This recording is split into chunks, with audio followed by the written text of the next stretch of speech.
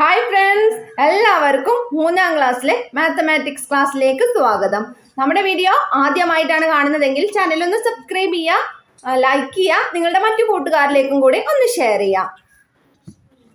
അപ്പോൾ ഇന്ന് 21-ാം തീയതി, ഇന്ന് 3ാം ക്ലാസ്സിന് ഗണിതമാണ്. അപ്പോൾ നമ്മൾ പഠിക്കുന്നത് 5ാമത്തെ യൂണിറ്റ് ആണ്. ഇഫ് അലൈക്ക് ജോയിൻസ്, ഒരുപോലുള്ളവർ ചേരുമ്പോൾ. ഇനി നമുക്ക് ഇന്നത്തെ ക്ലാസ്സിൽ നമുക്ക് തന്നിട്ടുള്ള പ്രവർത്തനങ്ങൾ എന്തൊക്കെയാണെന്ന് നോക്കാം. ഫുട്ബോൾ മത്സരം കാണാൻ കൂട്ടുകാരെല്ലാം പുറപ്പെട്ടു. 4 കാറിലും 3 ഓട്ടോറിക്ഷയിലുമാണ് അവർ പോയത്.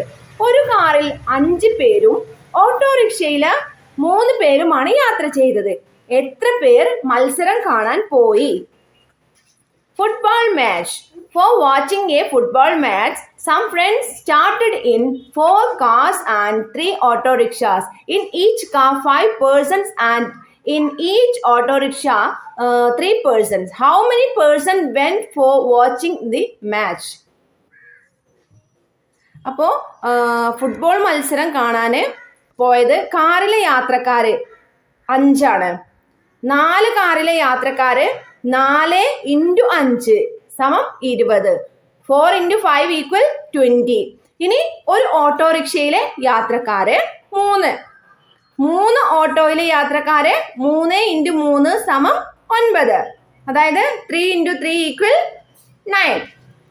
മത്സരം കാണാൻ പോയവരുടെ ആകെ എണ്ണം 20 + 9 = 29. 20 + 9 = 29. ഇനി അടുത്ത പ്രവർത്തനം നോക്കാം. രാഗി 100 രൂപയുമായി കടയിൽ ചെന്നു. 6 രൂപ വിലയുള്ള 4 നോട്ട് ബുക്കും 3 രൂപ വിലയുള്ള 6 പേനയും വാങ്ങി. അനുജന് വേണ്ടി 2 രൂപ വിലയുള്ള 6 പെൻസിലും 5 രൂപ വിലയുള്ള 4 നോട്ട് ബുക്കും വാങ്ങി. അവൾക്ക് എത്ര രൂപ ബാക്കി കിട്ടി? Ragi bought 4 notebooks and 6 pens. Cost of a notebook is 6 rupees and that of a pen is 3 rupees. For her brother, she bought 6 pencils each costing 2 rupees and 4 notebooks costing 5 rupees each.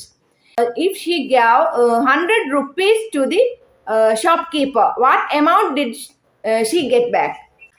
അപ്പോൾ നോട്ട്ബുക്കിന്റെ വില 6 × 4 = 24 രൂപ. 6 × 4 = 24. അനുജന് വാങ്ങിയ നോട്ട്ബുക്കിന്റെ വില 5 × 4 = 20. 5 × 4 = 20. ആകെ നോട്ട്ബുക്കിന് ചിലവായ തുക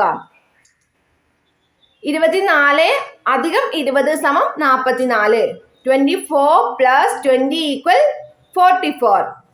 പേനയ്ക്ക് ചിലവായ തുക 3 × 6 = 18. അപ്പോൾ 3 × 6 = 18 രൂപ. 3 × 6 = 18. പെൻസിലിന് ചിലവായ തുക 2 × 6 = 12 രൂപ. 2 × 6 = 12. ആകെ ചിലവായ തുക 44 + 18 + 12 = 74 രൂപ. 44 + 18 + 12 = 74 rupees. രാഗിക്ക് ബാക്കി കിട്ടിയ തുക 100ൽ നിന്ന് 74 കുറച്ചാൽ നമുക്ക് എത്രയാണ് ഉത്തരം കിട്ടുന്നത്?